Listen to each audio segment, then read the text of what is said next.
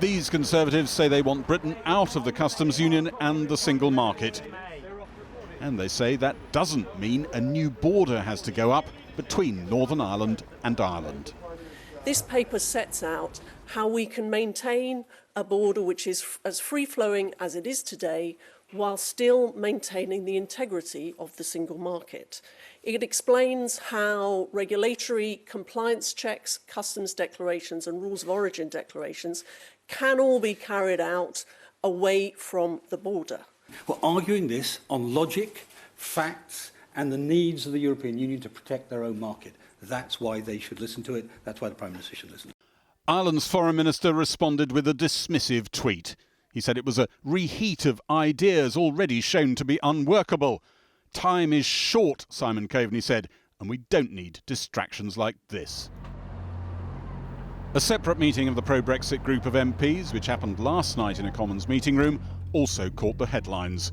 Several Tory MPs talked about the need to depose Theresa May and to do it fast. There's some strong views of individual backbenchers who were saying that she needs to go, and there's probably more of a movement of people are saying that in the meeting than there ever has been, actually. It felt like an extraordinary moment, a bit of a moment when the ice plates creak.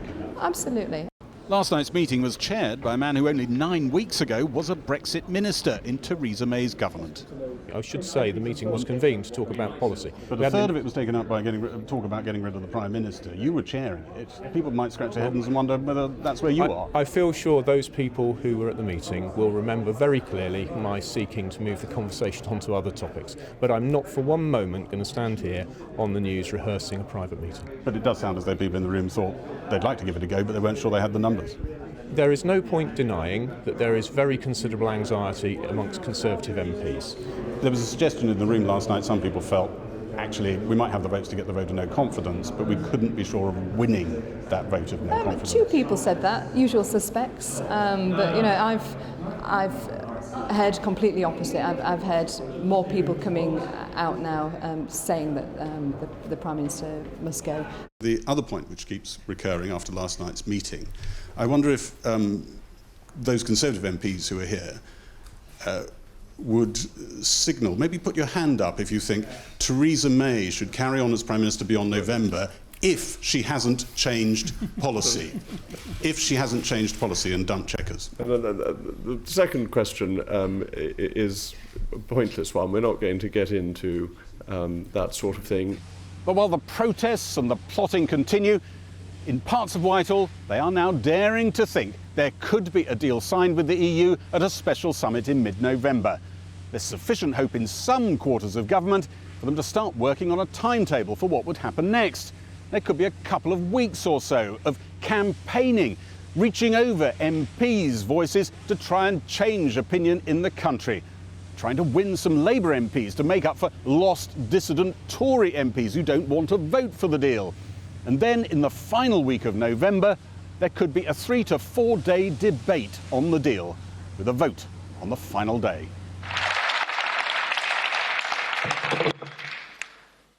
Merci d'applaudir, comme ça je peux boire. Thank you for your applause. That gives me an opportunity to drink. D'une façon générale. They thought that might have been a self-mocking joke. The European Commission President told MEPs in Strasbourg all must avoid Britain crashing out with no deal. We owe it to our citizens and our businesses to ensure the United Kingdom's withdrawal is orderly and that there is stability afterwards. A lot of the talk about how there could be a deal with the EU in mid-November seems linked to the idea that there could be a rather woolly declaration about the future relationship, which glances over the unresolved complications of how Britain lives alongside the EU after Brexit.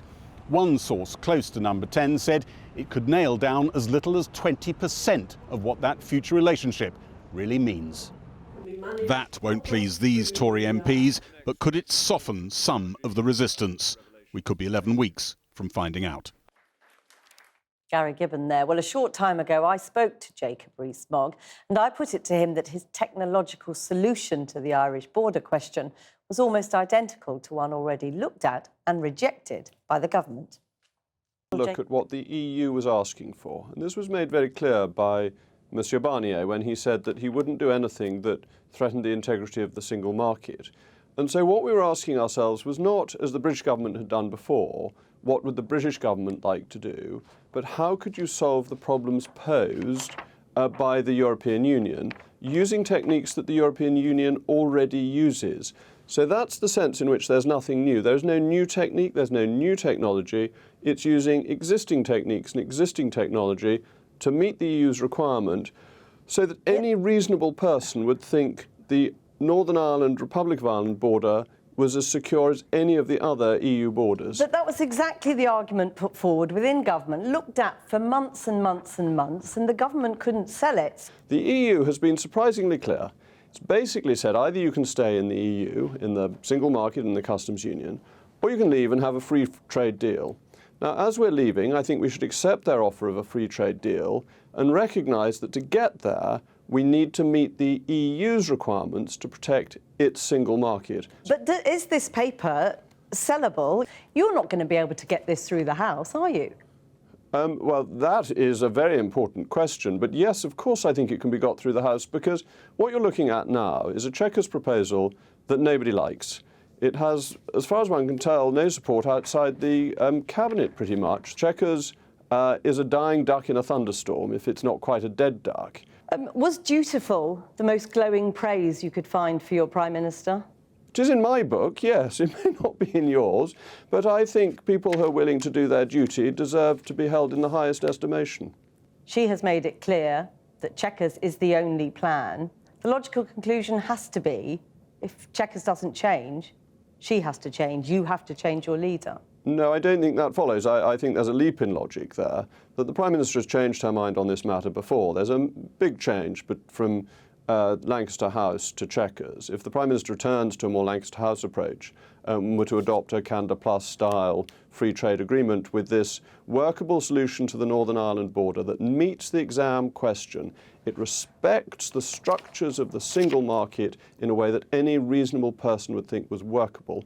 The key to Chequers was a feeling that the Irish border couldn't be solved, and I think we've come up with a solution that meets the requirements of the European Union, and that changes the whole picture. That's why this paper is so important, and there's been no fundamental challenge to what we've said in the paper about how this could be done and how it could ensure that the border between Northern Ireland and the Republic is at least as good as borders like the one between Poland and Belarus in a way that maintains the integrity of the single market but without physical checks, because we think it can be done just as well, just as effectively, without having stops on the border. So when people like the head of Jaguar Land Rover say that Brexit, a no deal, could cost tens of thousands of jobs in the industry, you're unmoved by that? Well, I think it's quite interesting that the government, feeling that we had answered the Northern Ireland problem, has decided to move on to just-in-time delivery. Just-in-time delivery takes place across borders other than within the EU. It takes place, 21%, I think, of car components are imported from outside the European Union and are already part of just-in-time solutions. Just-in-time does not depend on the single market or the customs union. So the man who runs Jaguar Land Rover is wrong, is he? I'm not going to say that the man who runs Jaguar Land Rover is going to run his company in one way or another, but there is no consequence of Brexit that would make that necessary. That would be a consequence of Jaguar Land Rover deciding that in spite of the fact that only, about 20% of its exports to the European Union, that is its obsession. But he says it will cost the company £1.2 billion. It would mean the end of investment. Jobs would go. And you're saying that is a price worth paying, or no, you don't believe him? I'm not saying that's a price worth paying.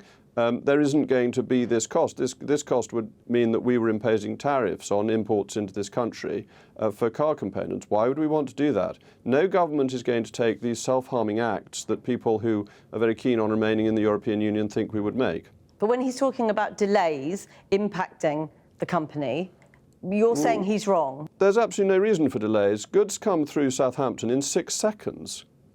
You know, if there's a crash on the M25, there are longer delays than there are from customs at Southampton. OK, Jacob Rees-Mogg, thank you very much for talking to us today. Well, we're joined now by the Conservative Remainer, Gillian Keegan. Gillian Keegan, when we hear Mr Rees-Mogg say no government is going to take these self-harming steps, in other words, steps that cost tens of thousands of jobs, well, that sounds like throwing in the towel. Well, first of all, I just have to take issue with the fact I'm not Gillian Keegan Remainer, and I think we should drop that tag off everybody. I'm a practical leaver.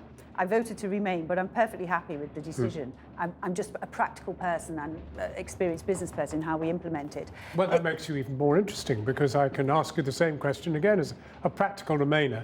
If it really becomes likely that Britain is going to lose tens of thousands of jobs, would one go ahead with Brexit?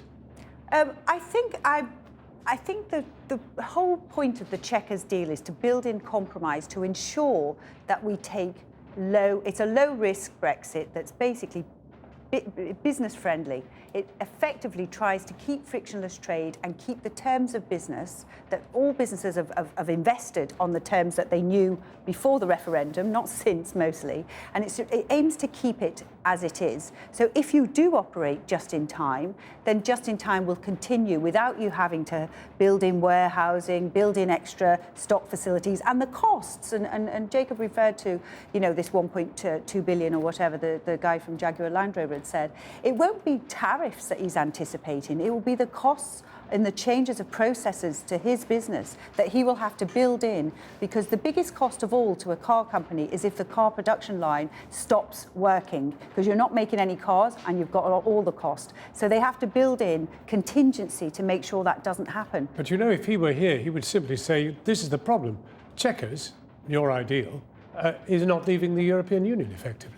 Well, it is leaving the European Union if you prioritise the things that Chequers prioritises, which is ending free movement, taking back control of our farming and fishing policy, no longer paying after the implementation period, no longer paying the vast amounts of money. So if they're the bits of leaving that you prioritise, then it 100% delivers on that. If your version was that you had to completely break and not have any cooperation on trade in terms of the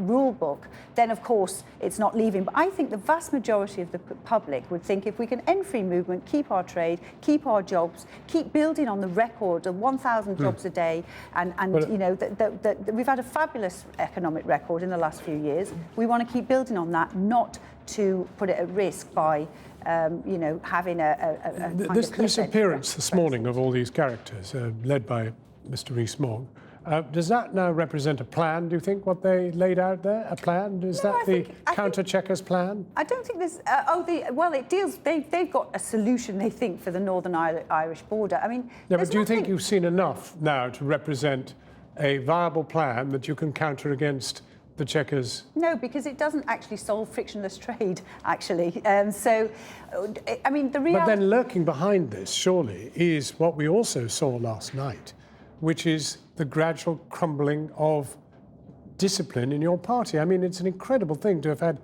MPs openly discussing getting rid of the Prime Minister. I don't think it's much news that there's differences of opinion on Brexit in all parties in the House of Commons. And in fact, since the referendum, there's been... I wouldn't think there's been that much discipline that's been on display, actually, in terms of people having different views. And that's to be expected. We don't have many referendums, thank God, probably most people would say, but we don't have many. This one has been divisive. People have very different views. And until we get over to the other side with something that we can all get behind, then that will probably continue. What you've got at the moment And you're convinced we will get over to the other side, whatever that other side is? I am convinced, because you're at this maximum signalling point now where people are signalling, to try and change something.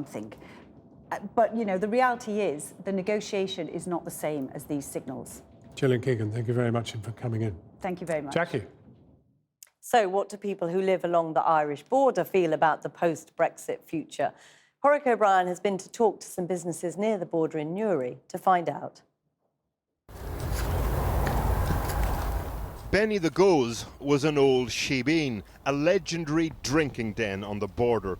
You walked out the back door into the Republic of Ireland. You walked out the front door into the UK. A monument to heady days and hard lives on a hard border. What we're going to be doing today is putting forward ideas to solve the difficulty on the Irish border. A group of Brexiteer Tory MPs, including Jacob Rees-Mogg, set out their stall today for dealing with the Brexit Irish border problem. Their approach appears to be problem? What problem? Around the corner from the Shebeens, still on the border, we hastily convene a focus group session. You know who this is? Jacob Rees-Mogg. Do you know who that is? I don't know. Do you know who that is, first of all? I don't know. To what degree do you trust or not trust the Westminster politicians to deliver on that? Wouldn't have great faith in them now, to be honest. But why not? Because they're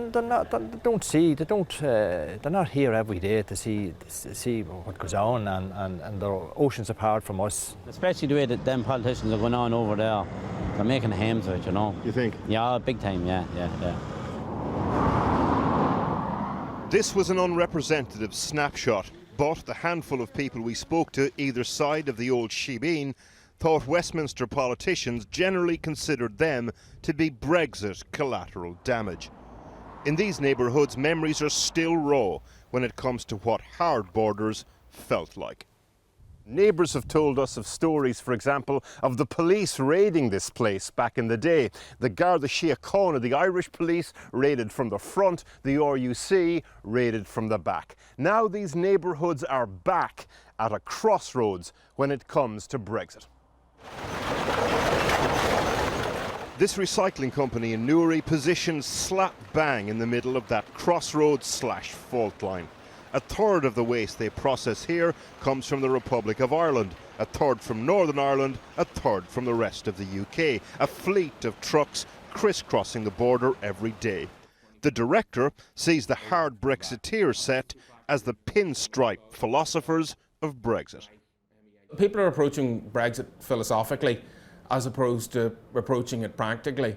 You know, or some people are. I mean, those of us who are in business and we're trying to figure out what we're going to do, the philosophical approach is not, it's like a handbrake on a rowing boat. It ain't much use to you. The message from the people we spoke to today: time for less Brexit philosophy, time for more Brexit practicalities.